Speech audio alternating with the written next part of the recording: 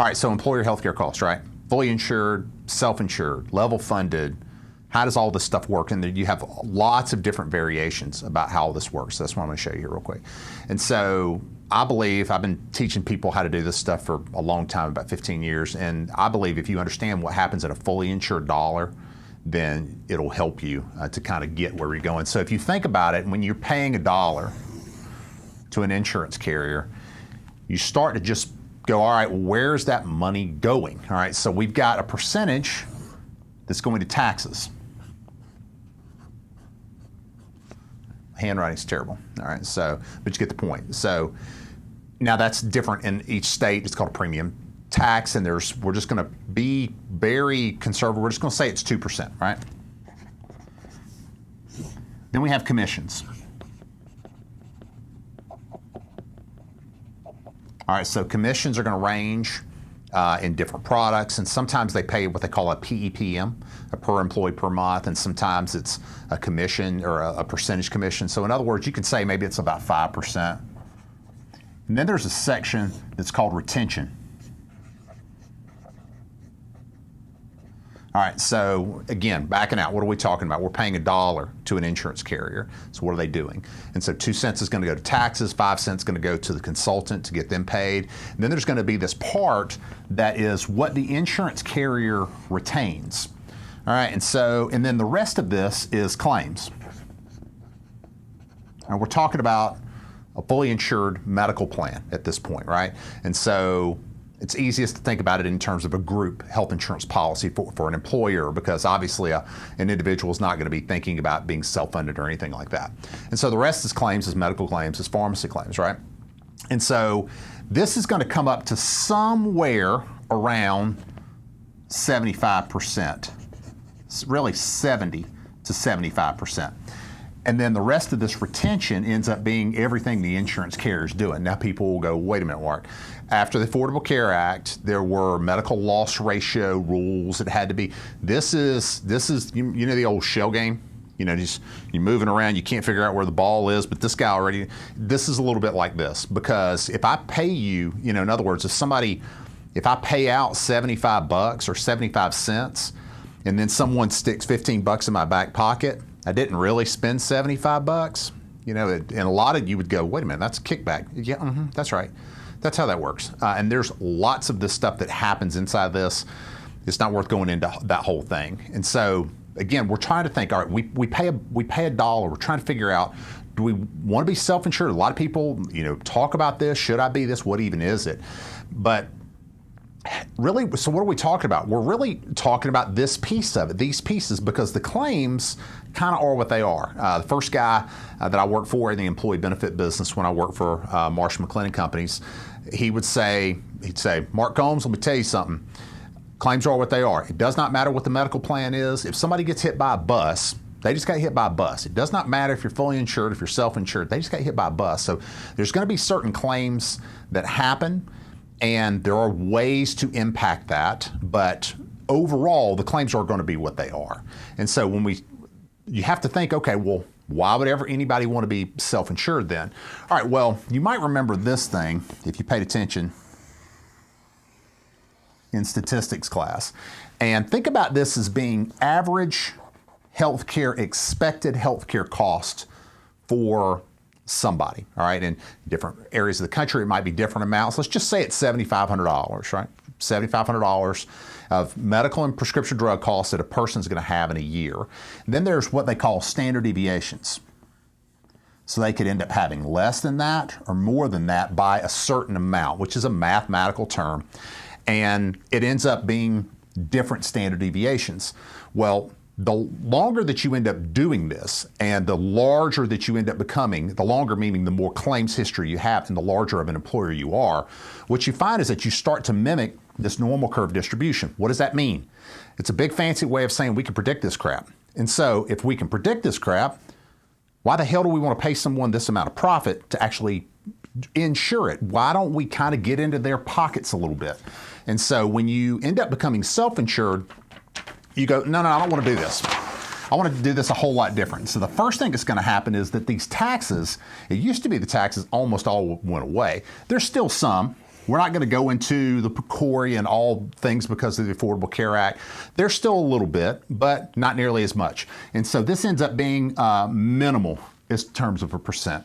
The next thing that happens is that the commissions, now first of all, commissions, this is just me. I've been in employee benefits for a very long time. It's the days have come that we need to be fee-based. All right, so when I pay an accountant, I pay them by the hour. I know what it is that they're going to do. When I pay my attorneys, I pay them by the hour. I know what it is going to do. It's really the right way to do it. And so I strongly suggest to people, think about that. Think about, how do I convert? How do I make sure that whatever I'm paying, pay a commission, if that's fine, but know what it is and know what you're actually getting for it, like in an hourly basis, what work is actually happening, so it's not just a commission kind of a deal. But this is typically going to shrink because people on a self-insured group. And then what happens is that you're going to hire someone to do this stuff that an insurance carrier typically does, right? They just pay the claim. So you're going to hire a third-party administrator to, when they get the bills from the insurance carrier from your plan members on your healthcare plan going to the doctor, they're going to send them the bill and they're going to pay it. And then they're going to send you a bill and you're going to still have the claims. What you're going to find is that you're freeing up money, all right? So if you remember that graph here, we free up money for claims. And how are we freeing up money? We're freeing up by cutting out some premium tax, by minimizing the amount that's going to be paid to a consultant, and also, these are still important. I'm not saying consultants aren't important. If you're going to do this, you don't need to do this on your own. These guys are, the good ones are fantastic at this. Work with them. But then we're getting into this profits of the insurance carrier so that we're not paying them to do something that they're not necessarily doing. And so you start going, all right, well, what are the component pieces? Then we start breaking out being fully insured and self-insured. So what are the component pieces? What do they do? Well, they answer the phone.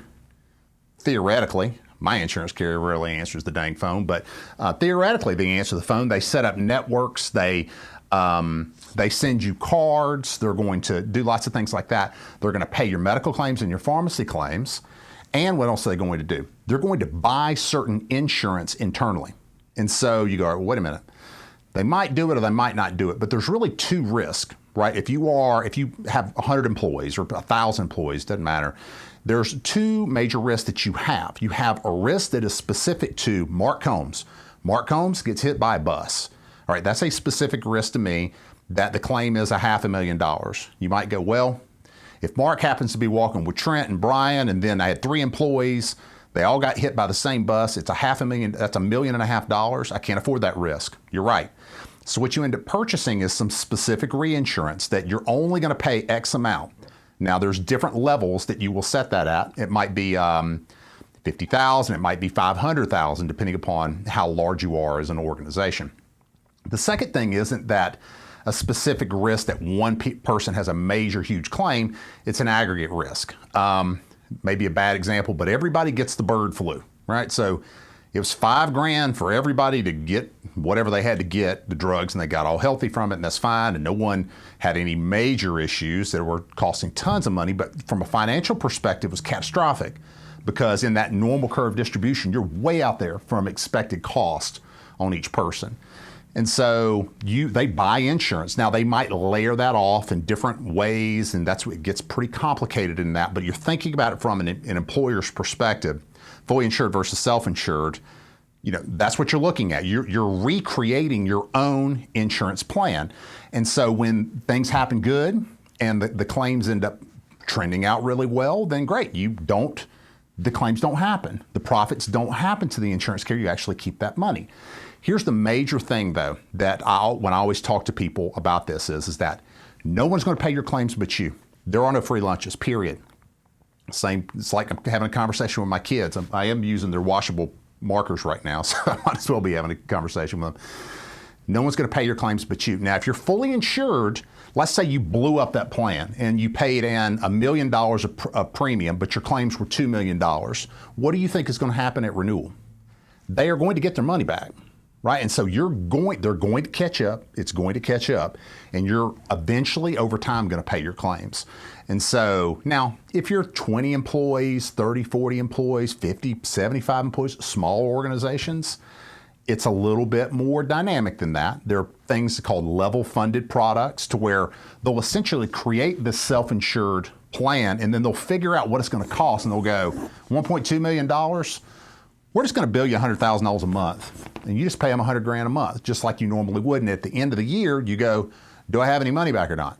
And so it's a simplistic way for people to get involved with that as well. But ultimately, what you end up having to do is focus on the claims. That's the beautiful thing about this, is that whenever you start considering should I be fully insured or self-insured, you start getting into the claims. And there's only a handful of different things that you can do to actually control those, but the first step is understanding this dynamic of how the dollars even work.